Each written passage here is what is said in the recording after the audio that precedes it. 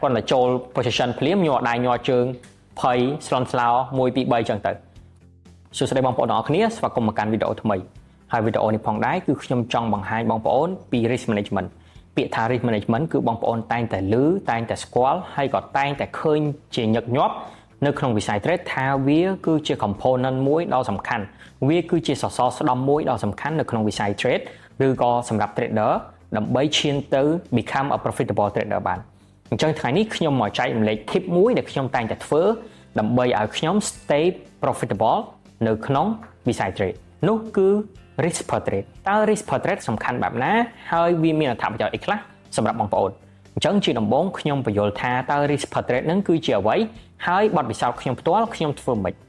អញ្ចឹង risk per trade ហ្នឹងគឺមានន័យថា stop loss ដែលយើងបាន calculate មុន trade ហើយយើង place ថាយើងអាចបាត់បង់ប៉ុណ្ណានៅក្នុងមួយ trade ហ្នឹងជាមួយធៀបទៅនឹងចំនួនសរុបនៅក្នុង balance របស់យើងជាលុយសរុបអញ្ចឹងជាក់ស្ដែងរបៀបនៃខ្ញុំការធ្វើឬក៏បទពិសោធន៍ខ្ញុំផ្ទាល់របៀបនៃខ្ញុំ calculate risk គឺខ្ញុំប្រភេទជាមិនមែនជា big risk taker ទេប៉ុន្តែខ្ញុំ trick psychology ខ្លួនឯងបែបចេះឧបមាពីមុនខ្ញុំជា platform trader អញ្ចឹង account ខ្ញុំនិយាយថា $10,000 ចុះ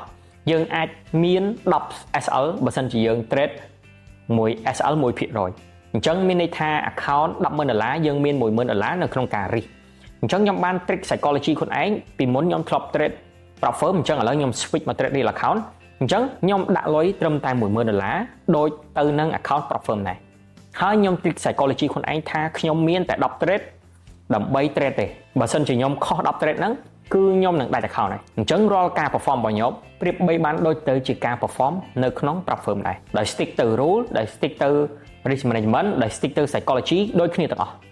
នឹងគឺជារបៀបនៃការ trick psychology របស់ខ្ញុំឲ្យ treat real account របស់ខ្ញុំដូចទៅជា prop firm account អញ្ចឹងវាបានប្រយោជន៍ច្រើនមែនតើទី1ខ្ញុំមិនអាច trade ប្រេះផ្ដាស់បានម៉ោង news អីក៏ខ្ញុំចូល trade អត់កើតហើយខ្ញុំ follow ទៅតាម rule ដែល prop firm បានកំណត់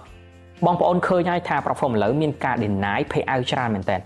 ហើយរហូតដល់អ្នកខ្លះគឺត្រូវបាន ban ចេញពី prop firm ទៀតដោយសារគាត់ profitable ឬក៏គេមាន hidden rule ណាមួយដែលយើងអត់បានដឹងគេនឹងធ្វើការចាប់ប្រកាន់មកលើយើងអញ្ចឹងបច្ចុប្បន្ននេះគឺខ្ញុំ switch from trade prop firm to real fund ហើយរបៀបខ្ញុំធ្វើគឺខ្ញុំបាននិយាយនិងបង្ហាញដោយបងប្អូនបានមើលមុននឹងចឹងហើយរបៀបនៃ calculate អញ្ចឹងបងប្អូនត្រូវយល់ថាយើងអាច trade តា 3-4 trade ដាច់ account ទេអាហ្នឹងគឺជាការដែលគិតខុសមួយដែលមានហានិភ័យខ្លាំងមែនទែននៅក្នុងវិស័យ trade មានន័យថាយើងត្រូវគិតជា long term ហើយមាន scale ច្បាស់លាស់ឧបមាវិធីសាស្ត្រនៃការ calculate របស់ខ្ញុំគឺខ្ញុំអាច risk មួយ trade 10% នៃ balance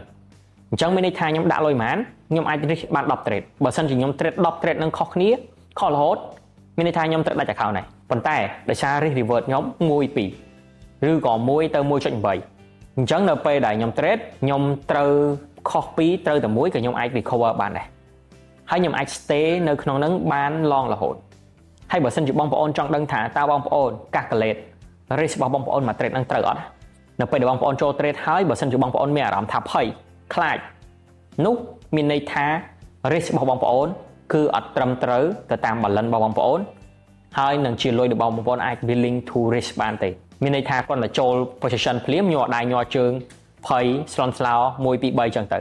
ចាហ្នឹងជាវិធីសាស្ត្រមួយដែលដឹងថា risk per trade របស់យើងនឹងខុសហើយមួយទៀតគឺយើងត្រូវយល់ថាវិស័យ trade គឺជាការយកលុយទៅ leverage ជាមួយនឹងលុយខុសពីវិស័យដទៃអញ្ចឹង calculate របស់បងប្អូនការ calculate ទៅលើ risk គឺសំខាន់ជាងគេគឺលុយទាំងឯងតែបងប្អូនអាច willing to risk បានប្រមាណនៅក្នុងមួយ trade ដើម្បីឲ្យយើង comfort ហើយបើសិនជាចង់ដឹងថាវាធ្វើម៉េចត្រឹមត្រូវបងប្អូនសាក place មួយ trade ហើយ hold មួយយប់ទល់ភ្លឺបើសិនបងប្អូនដេកលក់នោះមានន័យថា risk របស់បងប្អូនក្នុងមួយ trade ហ្នឹងគឺត្រឹមត្រូវហើយបងប្អូនដេកដោយស្រួលខ្លួនអត់ភ័យអត់ព្រួយអីទាំងអស់អាហ្នឹងជាវិធីសាស្ត្រងាយៗនៅក្នុងការគិតប៉ុន្តែបើសិនជាឲ្យខ្ញុំ recommend ហ្មងបងប្អូនអាច risk មួយ trade ចន្លោះពី5ទៅ 10% បើសិនជា account របស់យើងក្នុង scale ទូចបើយើង risk ទូចពេកក៏យើងអត់ឃើញផលចំណេញដែរប៉ុន្តែបើសិនជាបងប្អូន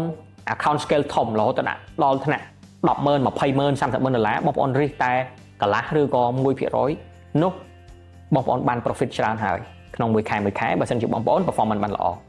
ចឹងនេះគឺជា tip មួយចំនួននៃការ calculate risk បានត្រឹមត្រូវ